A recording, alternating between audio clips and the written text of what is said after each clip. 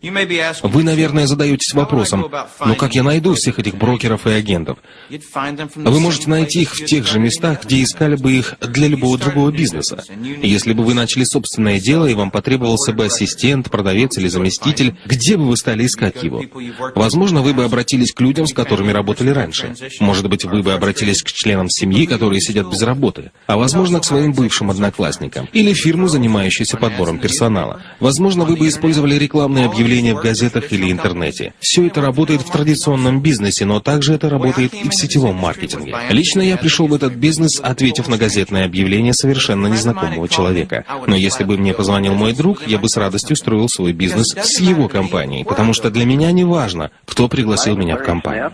Я Ларри Смит, мне 46 лет, я работаю в Денвере, штат Колорадо. Я был директором торговой компании и зарабатывал $102 тысячи в год. Как изменилось с тех пор ваше отношение к нашей индустрии? Я видел в ней финансовую пирамиду, потому что много слышал о них, хотя точно не знал, что это такое. Сегодня я считаю, что единственный способ изменить свое финансовое положение — применить принцип рычага для увеличения дохода. Когда вы впервые стали рассматривать возможность работы в сетевом маркетинге, вы были занятым человеком?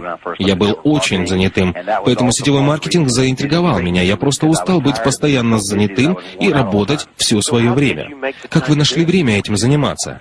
Я верю, что за любой успех нужно платить, и я понял, что нужно поменять ситуацию. Нужно взять часть того времени, которое я трачу на построение чужой мечты, и вложить его в бизнес, который позволит мне осуществить мои собственные мечты.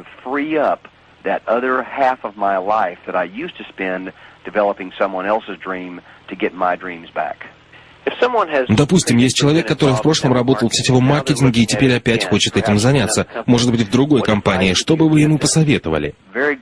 Хороший вопрос, Тим. Я начинал работать в сетевом бизнесе 4 раза, не считая нынешнего. С одной стороны, я потерпел неудачу, а с другой приобрел опыт, который теперь помог мне добиться успеха. Чтобы добиться успеха в любой области, необходимо обучение.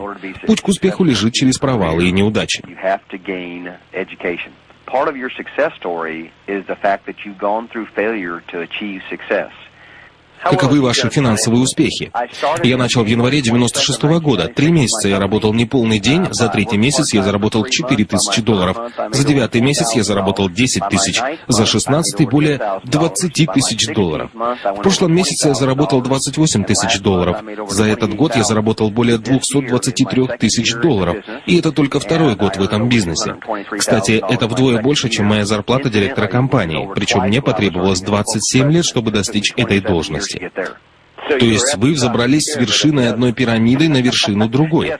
Да, в старой пирамиде больше было некуда идти, и в ней не было возможности увеличить доход. Что лучше, когда вас нанимают или когда вас спонсируют в компанию сетевого маркетинга? Я сравню 2 этих примера. Предположим, я хочу создать новую компанию по электронике, и мы знаем друг друга. Я нанимаю вас, чтобы вы руководили отделом продаж, и я говорю, что буду платить вам $40 тысяч в год. Как я решаю, что вам нужно платить именно эту сумму? Это то, чего вы стоите? Или это только мое мнение о вас? Если говорить честно, то я буду платить вам ровно столько, чтобы удержать вас на работе, а вы будете работать ровно столько, чтобы сохранить свою работу. Это похоже на ситуацию «мы притворимся, что платим вам, если вы притворитесь, что работаете на нас». Вот важный вопрос. Могу ли я, как владелец компании, предложить вам возможности лучше, чем есть у меня? Имеют ли в данной ситуации все игроки одинаковые возможности? Нет, не имеют. Сегодня в корпоративном мире царит закон. Владелец бизнеса может увеличить свои доходы, сокращая рабочий персонал. Таково положение дел. Однако в сетевом маркетинге я могу предложить вам больше возможностей, чем есть у меня. Почему?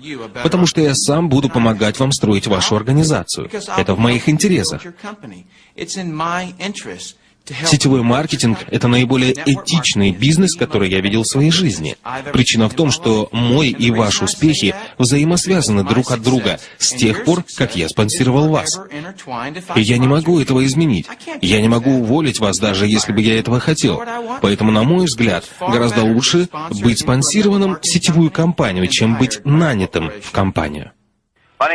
Меня зовут Ричард Голдсборо, мне 37 лет, я живу в Лос-Анджелесе, штат Калифорния. По профессии я адвокат, в прошлом был владельцем и директором нескольких компаний. Кто впервые познакомил вас с сетевым маркетингом?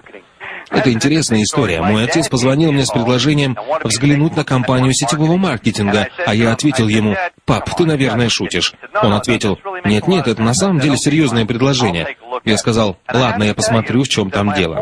Должен вам сказать, что всей целью моего ознакомления с документами компании было стремление защитить моего отца от большой глупости. Именно так в то время я думал о сетевом маркетинге. Но в результате детального анализа документов я сказал себе: это действительно имеет смысл даже больше, чем то, что я делаю сейчас, и я думаю, что смогу этим заниматься. Так я попал в бизнес. Как изменилось с тех пор ваше отношение к сетевой индустрии? Первоначально я думал, что эта индустрия не работает, но после того, как я потратил некоторое время на ее изучение, то понял, что это не просто какой-то вид дистрибуции, а наиболее эффективный способ продвижения продукции на рынок. Для меня сетевой маркетинг — это самый эффективный вид дистрибуции, когда-либо созданный на этой планете, а сама дистрибуция — лучший вид бизнеса в течение ближайших 10-20 лет. Трудно ли работать в сетевом маркетинге?